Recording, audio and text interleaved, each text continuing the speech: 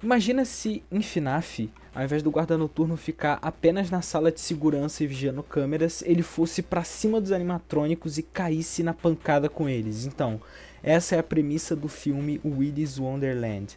Um filme que se passa em um universo claramente bem inspirado em FNAF, onde a gente tem o Nicolas Cage caindo na porrada com um monte de animatrônicos. Mas enfim, será que esse filme é melhor do que o filme original de FNAF? Bem, se você quer saber a minha opinião sobre isso, fique até o fim do vídeo. Mas enfim, vamos embora pro filme.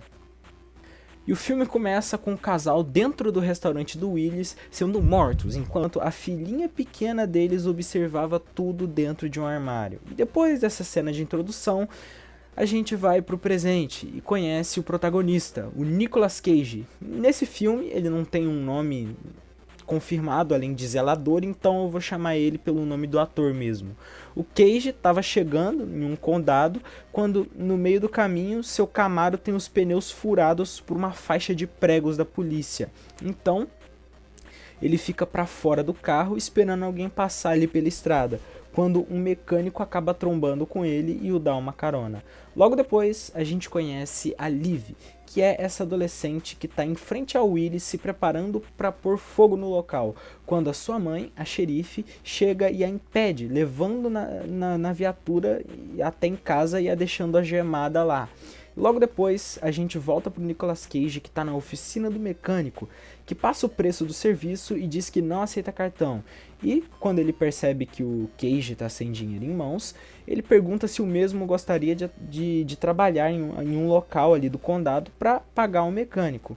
O Cage, então, aceita e é levado para o restaurante do Willy's, onde ele é apresentado ao local.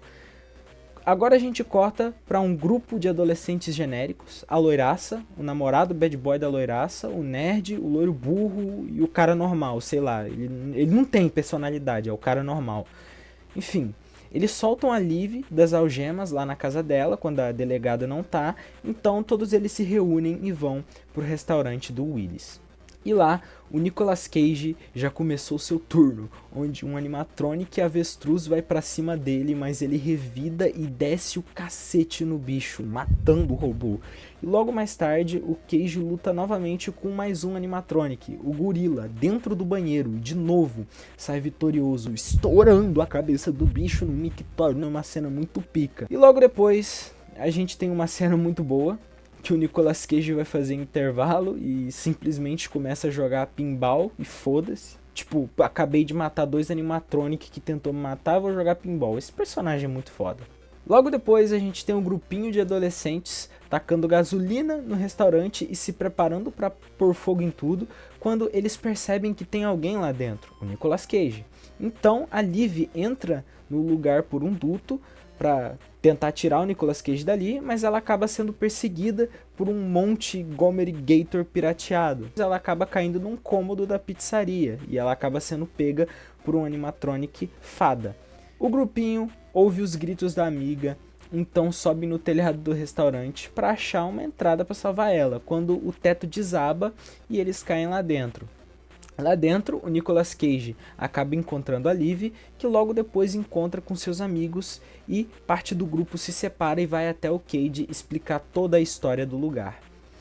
Que é basicamente a seguinte: em 1996, um serial killer construiu o Willy's e ali no restaurante ele atraía crianças e famílias para um show privado, onde ele se vestia de animatronic e matava essas pessoas. E eu me pergunto, um serial killer que se veste de furry pra matar a rapaziada, onde é que a gente já viu isso, hein? Mas enfim, além de um serial killer, naquele local também tinha vários outros que também cometiam, obviamente, né, também cometiam crimes, e a polícia, quando descobriu todo o esquema, foi lá atrás dos assassinos, mas os encontrou mortos em um ritual onde eles transferiram sua consciência para os animatrônicos. E depois de um tempo, depois desse ocorrido, naquele lugar coisas estranhas começaram a acontecer e, enfim. Depois dessa história, o grupinho adolescente dão falta da loiraça e do namorado dela, que estão em uma das salas do restaurante fazendo exercício corporal. E, enquanto eles fazem a copulação, a, a porra do jacaré aparece ali e dá uma de voyeur. E eles simplesmente ignoram o fato de ter um jacaré robô observando eles fazendo copulação. Belos instintos de sobrevivência. E eles sabem que esse lugar é assombrado e sabem da backstory. Parabéns, mano. Enfim, enquanto isso, os animatrônicos no salão principal do local, eles ligam e começam a cantar chamando a atenção do grupinho que vai assistir o show. Quando a porra do animatronic cavaleiro lá aparece e mata um deles e os jovens então se separam e um deles liga pra xerife, que a princípio ignora o chamado, mas depois decide ir ao local depois de ouvir que a Liv está lá. E falando nela, ela estava sendo perseguida pelo cavaleiro quando o fodão do Nicolas Cage chega e quebra o bicho na porrada. E logo após isso, a gente volta pro casal que tava furunfando com o jacaré voyeur lá, que decide se juntar pra comer eles, no sentido literal, quando o Nicolas Cage foda pra caralho aparece na sala e detona o monte pirateado na porrada. Então, eu tô aqui na edição do vídeo pra dizer que eu esqueci de citar que o nerdzinho do grupo de adolescentes foi devorado vivo. Mas enfim, é só isso aí, eu esqueci dessa morte. Enquanto isso, a caminho do restaurante, a gente tem a xerife com um policial novato na viatura. E ela explica pra ele tudo o que tá acontecendo e explica sobre a história do Willis. Inclusive, é aqui que a gente meio que descobre que a Liv era aquela criança do início do filme.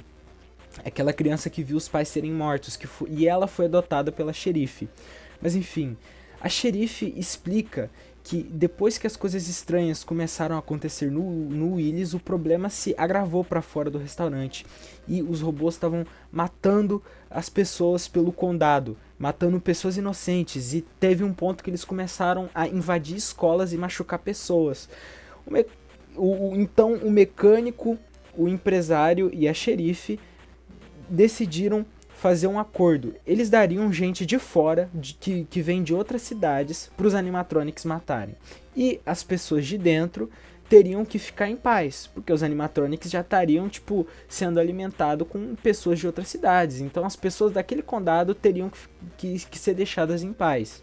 Voltando pro restaurante, a gente tem o personagem mais burro do mundo sendo persuadido por uma animatronic camaleão que vem com um papinho de que é boazinha e que não sei o que, e o menino acredita e ele mata. E ele morre, no caso, ela mata o garoto.